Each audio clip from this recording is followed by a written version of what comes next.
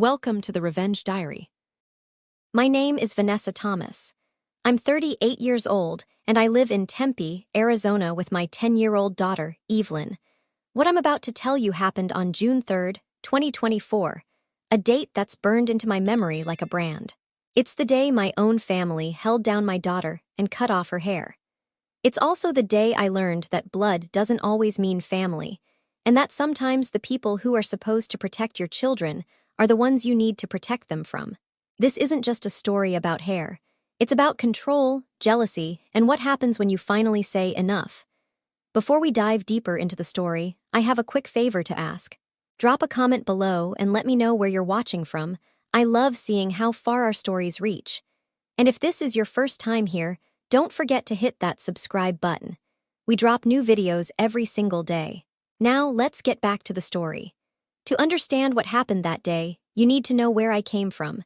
I grew up in a small town just outside Tulsa, Oklahoma, one of those places where everyone knows everyone and appearances matter more than truth.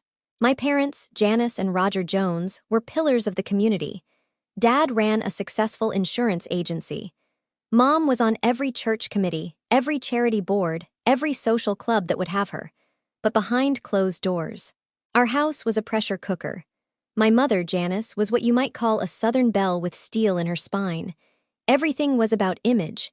How we looked, how we acted, what people thought of us. I remember being 6 years old and having to sleep in tight plastic curlers because God forbid I show up to Sunday school with messy hair. My scalp would ache all night, but that didn't matter. What mattered was looking presentable. My older sister Amanda was everything my mother wanted in a daughter. Blonde, perfectly behaved, cheer captain by sophomore year. She got the braces when her teeth came in crooked. She got the dance lessons, the piano lessons, the college fund. Me, I was the afterthought, the difficult one, the one who asked too many questions and never quite fit the mold they'd carved out. I learned early that love in the Jones house was conditional.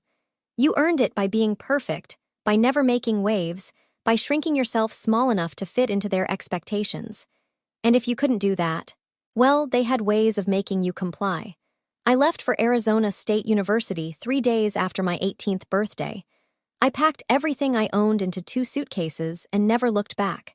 In Arizona, I could breathe. I could be loud if I wanted to. I could wear my hair however I liked. I could be myself. That's where I met Brandon.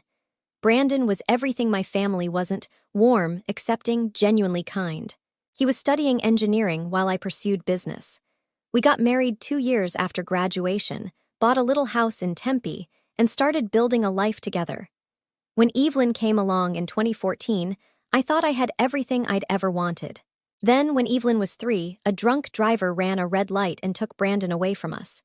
The grief nearly broke me. For months, I could barely function. But every morning, Evelyn would climb into bed with me, her little hands patting my face, saying, "Mama sad," and I knew I had to keep going. For her, I threw myself into building something stable for us.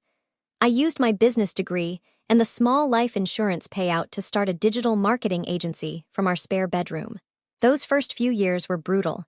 18-hour days, living on ramen and coffee, Evelyn coloring quietly beside me while I worked late into the night. But slowly, painfully, we built something beautiful. By 2023, my agency had 15 clients and enough income for us to live comfortably. I paid off our house. I started a college fund for Evelyn. Most importantly, I gave her what I never had, the freedom to be exactly who she was. Evelyn was extraordinary. Brilliant, creative, with these gorgeous dark curls that caught the light like spun gold. She was shy around strangers, but had this infectious laugh that could fill a room. She loved to read, to draw, to ask questions about everything. She was confident in her own skin in a way I never was at her age. And maybe that's what my family couldn't stand. After Brandon died, I tried to maintain some relationship between Evelyn and my family. She deserved to know her grandparents, I thought. So we did holidays, the occasional summer visit. But I kept boundaries. Evelyn never stayed overnight. Something deep in my gut always warned me against it. I should have listened to that instinct completely. The trouble started small. Comments that seemed innocent on the surface but felt wrong underneath. During our Christmas 2023 visit, my mother kept fussing with Evelyn's hair at dinner. It's just so wild, she said, trying to smooth down Evelyn's natural curls. Don't you think it would look prettier if we did something with it? Evelyn squirmed away. I like my hair, Grandma. Of course you do, sweetie, Mom said, but her smile was tight. But sometimes we need to make an effort to look our best. Amanda chimed in from across the table. Chloe's hair is always so neat. She knows how important it is to look put together. She glanced at her daughter, who was picking at her food with perfect posture. Chloe was only 1 year older than Evelyn, but seemed years older, or maybe just years more controlled. I felt that familiar knot forming in my stomach. Evelyn's hair is beautiful exactly as it is. Of course it is, Mom said quickly. I just think, it's fine, Mom. My voice was firmer than I intended. The conversation moved on, but I noticed how they kept glancing at Evelyn throughout the meal. How my mother's fingers twitched every time Evelyn's curls bounced when she laughed. How Amanda's jaw tightened when Evelyn confidently told stories about her school friends. Looking back, I should have recognized the warning signs. The way they bristled at Evelyn's self-confidence. The subtle attempts to criticize or control. The fact that they saw a happy, secure child and their first instinct was to find something wrong with her. But I told myself I was being paranoid. They were family. They loved Evelyn. They would never actually hurt her. I was wrong. When Amanda called in May 2024 to invite us to Chloe's 11th birthday party, I almost said no. Something about her tone felt off, too bright, too insistent. It's going to be such a fun pool party, she gushed. All the kids, barbecue, the works. Mom and Dad are calm. It'll be perfect. Evelyn overheard and got excited about seeing her cousin. She'd been talking about Chloe for weeks, planning what games they could play. How could I disappoint her? We'll be there, I said, ignoring the twist in my stomach. The party was set for June 3rd in Broken Arrow, the upscale Tulsa suburb where Amanda lived with her husband Isaiah and their daughter. Their house was one of those sprawling ranch-style homes with a perfectly manicured lawn and a backyard that looked like it belonged in a magazine. Our flight from Phoenix was delayed, so we arrived 2 hours late. Evelyn was wearing her favorite pale blue sundress, the one that made her eyes sparkle.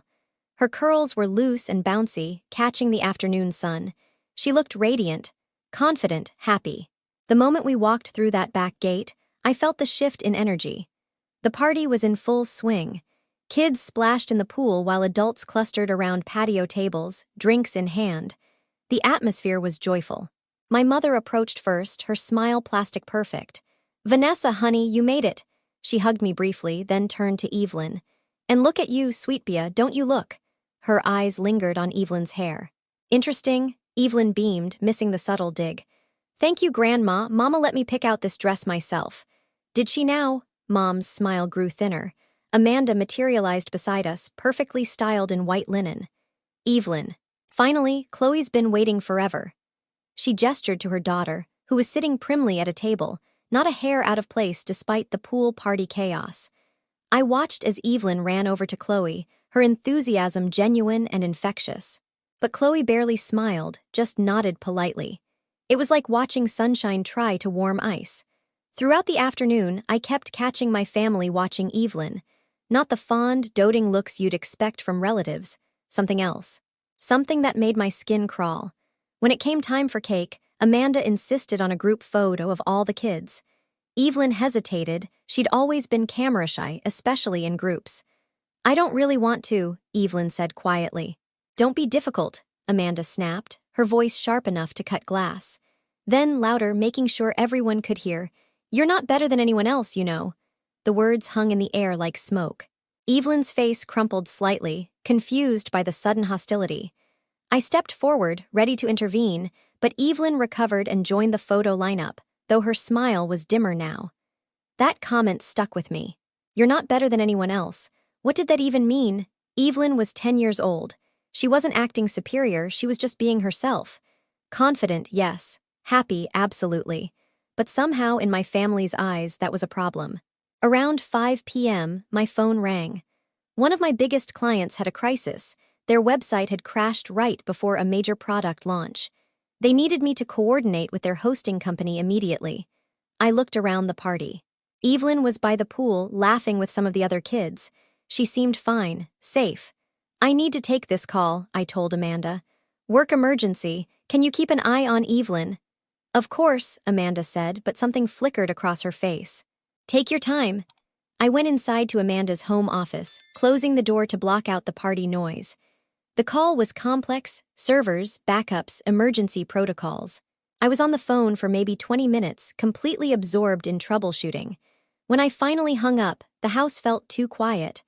I walked back outside, scanning the pool area for Evelyn's blue dress. She wasn't there. Neither were my parents or Amanda. Where's Evelyn?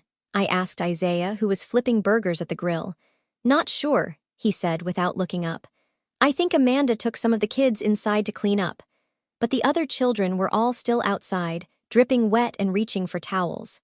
My chest tightened. That's when I heard it, faint but unmistakable, crying.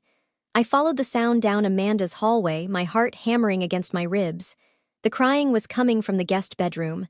The door was closed. I pushed it open. The scene that greeted me will haunt me for the rest of my life. Evelyn was sitting on the carpet, her small body trembling.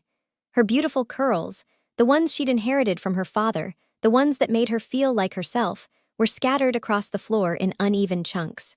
Bald patches dotted her scalp, red and raw from where the scissors had pulled. And standing over her like vultures were my mother, my father, and my sister. Mom held a pair of kitchen scissors, Evelyn's hair still clinging to the blades. Dad's hands were on his hips, looking satisfied. Amanda stood with her arms crossed, a trash bag at her feet filled with my daughter's severed curls. They all turned when I opened the door, not guilty, not ashamed, annoyed. Don't make a scene, my mother said, as if I was the one behaving inappropriately. I couldn't speak, couldn't breathe. The room seemed to tilt sideways. Evelyn looked up at me with tear-filled eyes, her small hand touching the destroyed remains of her hair. Mama, she whispered. They said I was too proud. They said you taught me to think I was special. The words hit me like physical blows. Too proud, too special. This beautiful, innocent child who had never hurt anyone, who had done nothing but exist with confidence and joy. What did you do? My voice came out as a croak. Amanda rolled her eyes. We trimmed her hair. She was getting too big for her britches, walking around here like she owns the place. She's 10 years old. Exactly, Mom interjected. Old enough to learn some humility. You've filled her head with all this nonsense about being special and unique. She needed to be brought down a peg. I stared at these people, my family, as if seeing them for the first time. You held down my daughter and cut off her hair because she was confident. We held her still because she was being dramatic, Dad said gruffly. Kids these days think they can just say no to adults. She needed to learn respect. The casual way he said it made me sick. They had physically restrained my child, terrorized her, violated her, and they thought they were teaching her a lesson. I dropped to my knees beside Evelyn, pulling her into my arms. She was shaking, silent tears streaming down her face. It's okay, baby, I whispered into what was left of her hair. It's okay. We're leaving. You're overreacting, Amanda said. It's just hair, it'll grow back. I stood slowly, Evelyn still in my arms. When I looked at my sister, I barely recognized her. How had I never seen the cruelty in her eyes before? If you ever, I said, my voice deadly quiet, come near my daughter again, I will destroy you. Vanessa, Mom started. No, I cut her off. We're done, all of us, forever. I carried Evelyn out of that house and didn't look back. The flight home felt endless. Evelyn curled against me in the airplane seat, her head covered by a baseball cap I'd bought at the airport gift shop. She kept touching the uneven patches where her hair used to be. Why did they do it, Mama? She asked for the 100th time. I didn't have an answer that made sense. How do you explain to a child that some people are threatened by confidence? That some people want to break beautiful things just because they can't stand to see them shine? Because they're hurt inside, I finally said. And hurt people sometimes try to hurt others, but that doesn't make it okay. And it doesn't mean you did anything wrong. She nodded against my shoulder, but I could feel her confusion. Her trust in the world had been shattered, and I didn't know how to fix it. That night, after Evelyn finally fell asleep, I sat in our kitchen and cried for the first time since Brandon died. Not just for Evelyn's hair, but for the innocence that had been stolen from her. For the confidence that might never fully return. For the family I thought I had but never really did. Then I wiped my tears and started planning. June 4th, 2024, 9:15 a.m.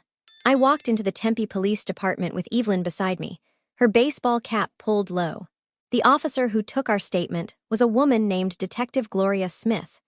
She had kind eyes and spoke to Evelyn gently, but I could see the anger building in her expression as the story unfolded. "They held her down," Detective Smith asked, clarifying for the third time. Evelyn nodded. "Grandpa held my arms, and Amanda held my legs, and Grandma cut my hair. They said I needed to learn I wasn't special." Detective Smith's jaw tightened. "How long did this take?" "It felt like forever," Evelyn whispered. "I kept saying stop, but they wouldn't listen." The detective looked at me. "This happened in Oklahoma." "Broken Arrow," I confirmed. "Tulsa County." "I'm going to contact the Tulsa County Sheriff's Office," she said. "What you're describing isn't a family dispute. This is assault on a minor, unlawful restraint, and emotional abuse." At 11 a.m., I called a lawyer. Jennifer specialized in family law and had experience with out-of-state cases. When I described what happened, she was quiet for a long moment. "Mrs. Thomas," she finally said, "what your family did to Evelyn constitutes criminal assault. The fact that they coordinated to physically restrain her makes it even more serious. We're going to file both criminal charges and a civil suit." By the end of the day, formal charges had been filed in Oklahoma: assault on a minor, battery, unlawful restraint, child endangerment. Emotional abuse of a child the next few days were a blur of phone calls, legal documents, and Evelyn's tears. She started having nightmares, dreams where faceless people chased her with scissors. She flinched when anyone tried to touch her hair, even me. I found a trauma therapist who specialized in children. Dr. Rebecca Williams was gentle but firm, helping Evelyn process what had happened while building her confidence back piece by piece. Meanwhile, the legal machine was grinding forward. The police in Tulsa took the charges seriously. When they showed up at my parents' house to question them, Mom and Dad were shocked. They actually seemed to think this would all blow over, that it was just a family misunderstanding. The arresting officer later told me that my father said, "We were just trying to teach the girl some humility. Kids these days are too spoiled." Even when faced with criminal charges, they didn't understand what they'd done wrong. Amanda's reaction was different. When the police came to her house, she became hysterical, screaming that I was destroying the family over hair, that I was being dramatic, that children needed discipline, but the evidence was overwhelming. Evelyn's medical exam showed stress marks on her arms and legs where she'd been held down. The psychological evaluation documented severe emotional trauma. 3 adults had coordinated to overpower a 10-year-old child, and they documented it themselves. Amanda had actually taken photos during the haircut to show before and after. Those photos became key evidence in the case. A week after filing charges, I made a decision that would change everything. I posted Evelyn's story on Reddit, in a parenting support group. I didn't use real names or locations, but I described what happened in detail. The response was overwhelming. Thousands of comments, shares, messages of support. People were horrified. They shared their own stories of family abuse, of children whose confidence had been systematically destroyed by the adults who should have protected them. A local Phoenix news station picked up the story when the court filings became public record. Then a Tulsa station. Then national outlets. Suddenly, my family's private business was front-page news across Oklahoma. The headlines were brutal. Grandparents arrested for cutting granddaughter's hair against will. Family held down 10-year-old girl to teach humility. Child abuse charges filed after disciplinary hair cutting. My phone started ringing constantly. My parents, Amanda, extended family members I hadn't heard from in years, all begging me to make this go away. I blocked every single number. The legal consequences came swift and severe, reaching further than I'd initially expected. Amanda was charged with felony child abuse and unlawful restraint. Her lawyer tried to negotiate a plea deal, but the judge refused to reduce the charges. The coordination between 3 adults, the premeditation, and Evelyn's documented trauma made this more than a simple misdemeanor. Amanda ultimately pleaded guilty to felony child abuse. Her sentence was devastating: 1-year probation with a permanent felony record, 100 hours of community service, mandatory parenting and anger management classes, temporary loss of custody of her own daughter. Child Protective Services had launched their own investigation into Amanda's household after the arrest. They discovered a pattern of emotional abuse and manipulation. Chloe had been living under the same kind of controlling environment I'd escaped years ago. During interviews, Chloe revealed that her father Isaiah had been present during previous incidents where Amanda had disciplined her through humiliation and control tactics. While Isaiah wasn't at the house during Evelyn's assault, CPS determined he was complicit through willful blindness and failure to protect his daughter from his wife's abusive behavior. Both parents were deemed temporarily unfit, and Chloe was placed with Isaiah's sister for 6 months while both underwent court-ordered therapy and parenting classes. My mother, Janice, was charged with misdemeanor assault and emotional abuse of a minor. During her sentencing, the judge didn't mince words. "Mrs. Jones, what you did to your granddaughter was an act of cruelty disguised as discipline. You traumatized a child because her confidence threatened your need for control. That is not grandmotherly love, that is abuse." She received 6 months house arrest, a 3-year no-contact order with Evelyn, court-ordered therapy, placement on Oklahoma's registry for adults involved in familial emotional abuse. Even my father wasn't spared. Despite trying to claim he was just helping, the evidence showed he had physically restrained Evelyn while she begged them to stop. He was fined, placed on supervised probation, and ordered to complete family violence awareness counseling. The criminal charges were just the beginning. Jennifer filed a civil lawsuit for emotional damages, medical expenses, and punitive damages. The case was airtight. Evelyn's medical records, psychological evaluations, and the defendant's own admissions created an overwhelming case for compensation. The settlement wasn't massive by legal standards, but it was significant for us. Full payment for all of Evelyn's therapy sessions, estimated at 2 years of treatment. Private school tuition for Evelyn for the next 3 years. A substantial deposit into a college savings account in Evelyn's name. Additional funds for ongoing psychological support. I told Evelyn it was her Phoenix Fund, money to help her rise from the ashes of what they'd tried to do to her. The legal victories were satisfying, but watching their social world crumble felt like true justice. When the local Tulsa news outlets picked up the story, it spread through their community like wildfire. These people who had built their entire identity around being upstanding community members suddenly found themselves social pariahs. My mother was quietly asked to step down from her church board.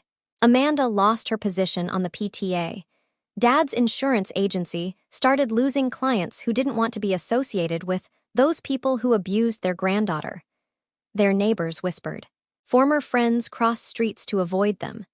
The country club where they'd spent decades building their reputation suddenly became very uncomfortable. Because the community wasn't just horrified by what they'd done, they were disturbed by the fact that my family saw nothing wrong with it. Even after the arrests, even after the convictions, they continued to insist they were just disciplining Evelyn. That lack of remorse, that complete inability to see a child's trauma as real, turned them into cautionary tales in their own hometown. The hardest part of this entire ordeal was watching Evelyn heal. For weeks after the arrests, she wouldn't let anyone touch her hair except me. She had nightmares about being held down.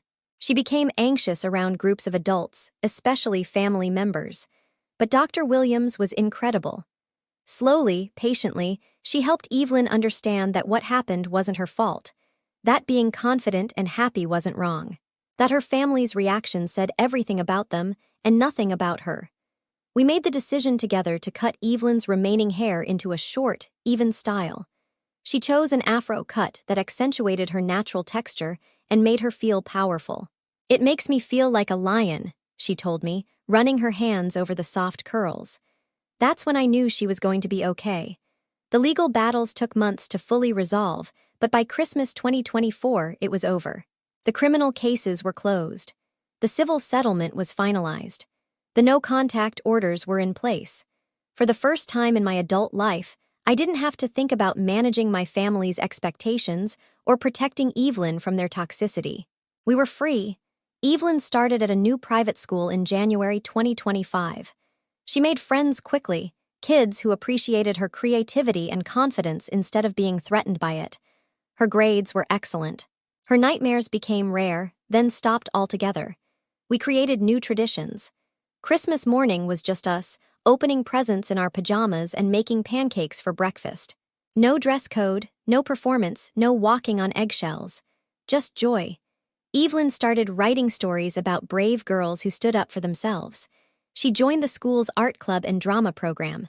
She was becoming herself again, but stronger now, with a deep understanding of her own worth.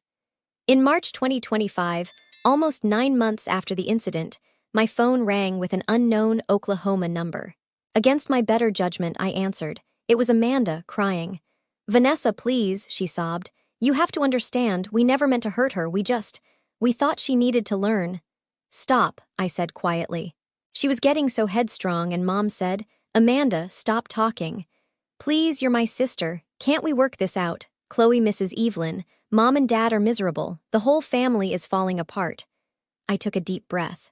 "Good, what?" I said good. You should be miserable. You terrorized my child because her confidence made you uncomfortable. You held down a 10-year-old girl and cut off her hair to teach her humility. You traumatized her for sport. It wasn't like that. It was exactly like that. And the fact that you still don't understand what you did wrong tells me everything I need to know about who you really are. I hung up and blocked the number. That was the last time any of them tried to contact me. People ask me if I regret cutting my family out of our lives completely. If I think the punishment was too harsh for what happened. The answer is no. What my family did to Evelyn wasn't a mistake. It wasn't a momentary lapse in judgment. It was a calculated attack on a child's self-worth because her confidence threatened their need for control. They saw a happy, secure little girl, and their first instinct was to break her down, to teach her that being herself was wrong, to show her that even the people who claimed to love her would hurt her if she didn't make herself smaller. That's not love. That's abuse. And I won't apologize for protecting my daughter from people who think her spirit needs to be crushed. Evelyn is 11 now. She's taller, her hair has grown back thick and beautiful, and her confidence has returned stronger than ever. She knows her own worth in a way I never did at her age. We talk openly about what happened. About boundaries, about the difference between discipline and abuse, about how people who love you don't try to dim your light. "Mama," she said to me recently, "I'm glad it happened." I was shocked. "What do you mean?" "Because now I know that some people will try to hurt me for being myself, but I also know that you'll always protect me. And I know I'm strong enough to survive anything." She's right. She is strong enough. We both are. Last month, Evelyn performed in her school's talent show. She read one of her original poems about a girl who learned to roar like a lion. The audience gave her a standing ovation. Watching her up there, confident and radiant, I thought about my parents and sister. I wondered if they ever think about what they destroyed. Not just Evelyn's hair, but their relationship with both of us. Their place in our lives. Their chance to watch this incredible child grow up. But then Evelyn smiled at me from the stage, her eyes bright with joy, and I realized something important. Their loss is the world's gain. Today, as I write this story, Evelyn is working on a book about a girl who saves her kingdom by refusing to be anything other than herself. She wants to dedicate it to all the kids who are told they're too much. My business is thriving. We have a beautiful life filled with people who celebrate us instead of trying to control us. We've built a family of choice, friends who become aunts and uncles, teachers who become mentors, neighbors who become grandparents. Sometimes I think about the version of Evelyn who would have grown up under my family's influence. The girl who would have learned to make herself smaller, to dim her light, to apologize for taking up space. The girl who would have carried their toxic messages about worth and control into her own relationships. That girl doesn't exist because I chose to protect the one who does. To any parent listening to this who recognizes something familiar in my story, trust your instincts. If someone, even family, makes you feel like you have to choose between them and your child's well-being, choose your child. Every time. Your children don't need people in their lives who see their confidence as a problem to be fixed. They need people who see their light and want to help it shine brighter. Evelyn's hair grew back, but more importantly, so did her spirit. And that's worth more than any family relationship that was built on our silence and compliance. We are not too much, we are exactly enough. And we're done making ourselves smaller for people who are threatened by our size. The phoenix rises, and she is magnificent. If you enjoyed this story, make sure to hit that like button. And don't forget to share this video and subscribe if you haven't already. We've got more incredible revenge stories coming your way. Now I'm curious. Have you ever had to cut toxic family members out of your life to protect yourself or your children? What would you have done in Vanessa's situation? Drop your thoughts in the comments below. Your story might help someone else who's facing a similar situation.